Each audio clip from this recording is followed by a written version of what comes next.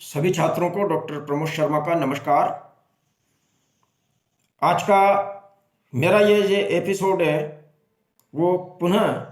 MA पूर्वार Hindi साहित्य के जो विद्यार्थी हैं उनके लिए हैं। एमए हिंदी साहित्य का पूर्वार्ध का जो तृतीय प्रश्न पत्र मध्यकालीन काव्य, उस मध्यकालीन काव्य से ये संबंधित है। जैसा कि आपको पता है कि मध्यकालीन काव्य के अंतर्गत हमारे पाठ्यक्रम में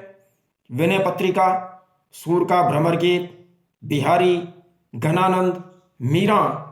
जैसे जो बड़े रचनाकार हैं, उन बड़े रचनाकारों को और उनके जो चयनित अंश हैं, उन चयनित अंशों को पाठ्यक्रम में लागू किया हुआ है। सूर का जो भ्रमर गीत सार है, बहुत जबरदस्त रचना है, बहुत प्रभावी रचना है, आप सभी इसके बारे में सामान्य रूप से जानते हैं। और सूर के भ्रमर गीत सार में से व्याख्या का एक प्रश्न हमारा प्रश्न पत्र के अंतर्गत आता है। तो आज मैं इस एपिसोड में आपको सूर के भ्रमर गीत सार का एक बहुत प्रसिद्ध और बहुत लोकप्रिय जो पद है, जो प्राय बार बार जिसकी व्याख्या परीक्षा के अंतर्गत पूछी जाती है, जो परीक्षा की दृष्टि से बहुत ज्यादा महत्वपूर्ण है, उसकी चर्चा हम करेंगे, उसके बारे में मैं आपको बताऊंगा। तो देखिए, सबसे पहले मैं नीचे वाला जो पद है राग सारंग, इसकी जो है उसके बारे में अपन चर्चा करेंगे। यह पद बहुत महत्वपूर्ण है। पहले मैं इस पद को पढ़ के आपको बताता हूं कि निर्गुण कौन देश को बासी, मधुकर हंसी समुझाए, सोह दे बूझत साचन हासी, कोहे जनक जननी को कैयत, कौन नारी को दासी, और कैसो वरण वैस है कैसो, कही रस में अभिलाषी, पावे गो पुनि कियो आपनो जोरे करे गो गासी, और सुनत मौन वे रयो ठग्यो सो, सूर सबे मति नासी। देखिए, सूर का जो भ्रमर गीत सार है वो किस तरीके से अपनी उक्ति वैचित्र्य और वाग वैदिकता के लिए जाना जाता है, इसके बारे में एक प्रश्न में बन जाता है कि सूर के भ्रमर गीत सार में गोपियों का जो वाक वैदक है, उनकी जो उक्ति वैचित्र्यता है, वो देखते ही बनती है। और आप इस बात को जानते हैं कि उद्धव को अपने निर्गुण ब्रह्म के ज्ञान के ऊपर थोड़ा अहंकार हो गया था, और उस अहंकार को तोड़ने के लिए ही श्री कृष्ण ने उद्धव को ब्रज भेजा था कि भाई तुम जाकर के गोपियों को निर्गुण ब्रह्म का महत्व समझाया। तो उद्धव जितने भी तर्क देते हैं अपने निर्गुण ब्रह्म के लिए, योग ज्ञान के लिए, उन सारे तर्कों को जो गोपियां हैं वो किस तरीके से निरस्त कर देती है, गोपियां किस तरीके से उनको तर्कहीन कर देती है, ये सारी चीज बहुत अच्छे रूप में पूरे भ्रमर गीत सार के एक एक पद के अंदर हमें देखने को मिलती है। यहां ये जो पद है, इसके अंतर्गत भी देखिए आप कि जब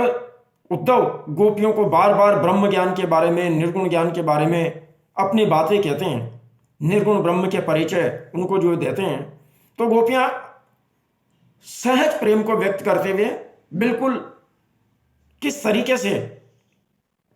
उद्धव को कहती हैं कि ठीक है उद्धव, अगर तुम कह रहे हो कि भाई ब्रह्म ब्रह्म है, कि श्री कृष्ण भी है, कि सभी कुछ है क्या, तो हम आपकी बात को स्वीकार कर लेंगे, लेकिन तुम एक काम करो, थोड़ा सा परिचय जो है हमारे को दे दो। क्योंकि भाई जान पहचान कब होगी? जब हमारा उससे परिचय होगा। किसी चीज को अगर हमें प्राप्त करना हो तो पहले हम उसका एड्रेस प्राप्त करेंगे, उसका पता प्राप्त करेंगे, उसके लक्षण प्राप्त करेंगे, उसके बाद ही तो हम उसको पहचान पाएंगे ना। तो गोपियां उद्धव से क्या कह रही है, देखिए आप, आपस में उद्धव और गोपियों का संवाद है। जब उद्धव गोपियों को निर्गुण ब्रह्म के बारे में बता चुके होते हैं, समझाते हैं बार बार, तो गोपियां उनसे प्रश्न करती हैं, उनसे पूछती है, क्या कहती है कि भाई ठीक है, निर्गुण है उद्धव, आप बार बार निर्गुण ब्रह्म के बारे में बता रहे हो, तो हम उसको मानने के लिए तो तैयार हैं, लेकिन तुम उसके बारे में थोड़ी सी जानकारी हमें दे दो। क्या दे दो जानकारी? कि वो जो निर्गुण है, निर्गुण देश कौन को वासी, कि वो जो निर्गुण ब्रह्म है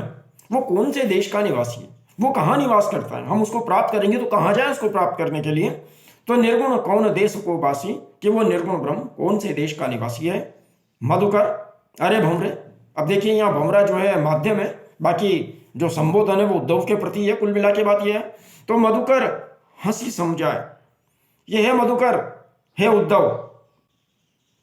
तो हमारे को हंस करके प्रसन्न चित रूप में क्या कर समझा दे। हम हंसी नहीं कर रही है, मजाक नहीं कर रही है, हम बहुत सीरियस गंभीर होकर के तुमसे बात पूछ रही है कि तुम हमारे को समझा दो,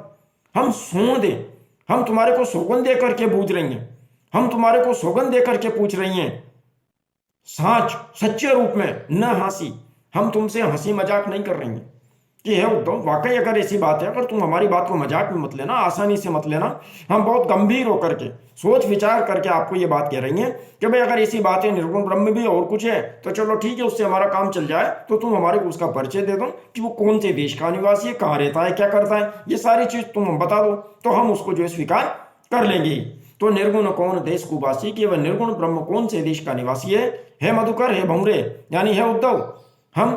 तुमसे हंसी मजाक नहीं कर रही है, हम सौगंध देकर के तुमसे पूछना चाह रही हैं कि तुम सच्चे सच्चे रूप में हमारे को इस बात को पूरी तरह बता दो और उसका परिचय दे दो हमारे को, कि हम जिस कृष्ण को जानते हैं उसके बारे में तुम जानते हो, ब्रज का निवासी है, नंद यशोदा का लाला है, और ये सारी चीज हमारे को पता है, लेकिन तुम्हारा ये जो निर्गुण कृष्ण है, तुम्हारा ये जो निर्गुण ब्रह्म है, ये कहाँ रहता है, कौन से देश का निवासी है,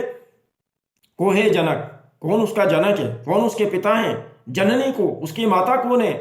और कैयत, ये सारी चीजें कह दो, मैं ये सारी चीजें तुम बता दो, कौन नारी को दासी, और कौन सी नारी का वो दास है, कौन सी नारी का के प्रति वो प्रेम रखता है, कौन सी स्त्री का वो प्रिय है, कौन सी स्त्री उसको चाहती है, या वो कौन सी स्त्री को चाहता है, उसकी प्रियतमा कौन है, उसकी पत्नी कौन है, उसकी नारी कौन है, स्त्री कौन है, कौन उसकी दासियां हैं, कौन उसके नौकर चाकर है। भाई जो जिस श्री कृष्ण की हम बात कर रहे हैं उनके बारे में तुम सब जानते हैं, लेकिन जिस श्री कृष्ण के बारे में, जिस ब्रह्म के बारे में तुम बात कर रहे हो, तो ये सारी चीजें उनकी कौन कौन है, कौन उसके माता है, कौन उसके पिता है, कौन सी नारी का वो दास है, कौन सी नारी के प्रति वो प्रेम रखता है, उसके दास नौकर चाकर कौन है, कौन से नगर में वो रहता है, और केशोवरन, उसका रंग कैसा है, उसकी वेशभूषा कैसी है, भैंस कैसा है, उसकी आकृति कैसी है, केशोवरन भैंस है, केशो कैसा उसका रंग रूप है, कैसा उसका आकृति है, कैसा उसका भेष है, और कई रस में अभिलाषी, और कौन सी रस की वो अभिलाषा रखता है,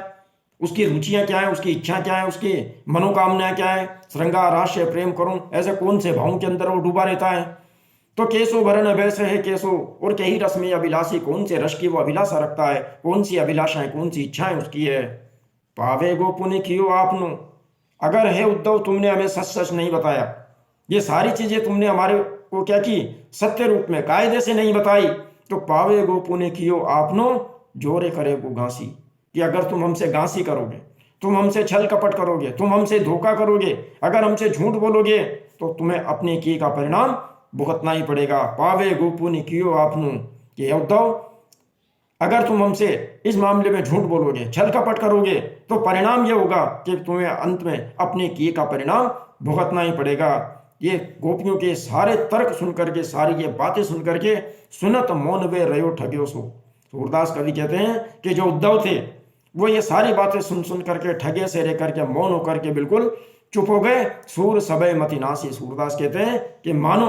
जो उद्धव थे उनकी सारी बुद्धि का नाश हो गया, उनकी सारी बुद्धि समाप्त हो गई, और गोपियों को किसी भी प्रकार का जवाब देने के अंदर वो समर्थ नहीं हो पाए। तो कुल मिलाकर के बात यह है साथियों कि इस छंद के, इस पद के अंतर्गत किस तरीके से गोपियों ने बड़े ही वाक चातुर्य के साथ में निर्गुण ब्रह्म का परिचय पूछने का प्रयास किया, लेकिन हम जानते हैं कि निर्गुण ब्रह्म के परिचय को शब्दों में व्यक्त करना असंभव होता है। इसीलिए जो उद्धव थे वो गोपियों को किसी भी प्रकार का कोई जवाब नहीं दे पाए, और अंत में उनको मौन होकर के और बिल्कुल निरुत्तर होना पड़ा। तो किस तरीके से गोपियों ने अपने वाक चातुर्य के माध्यम से इस पद के अंतर्गत उद्धव का जो निर्गुण ब्रह्म के प्रति अहंकार की भावना थी, उस अहंकार की भावना को किस तरीके से उन्होंने शांत कर दिया, इसका एक बहुत अच्छा उदाहरण इस पद में देखने को मिलता है। तो ये जो सारी चीजें हम इसके अंतर्गत बताएंगे अगले एपिसोड के अंदर। मैं सूर का ही और दूसरा पद लेकर के आपको व्याख्या बताऊंगा। धन्यवाद।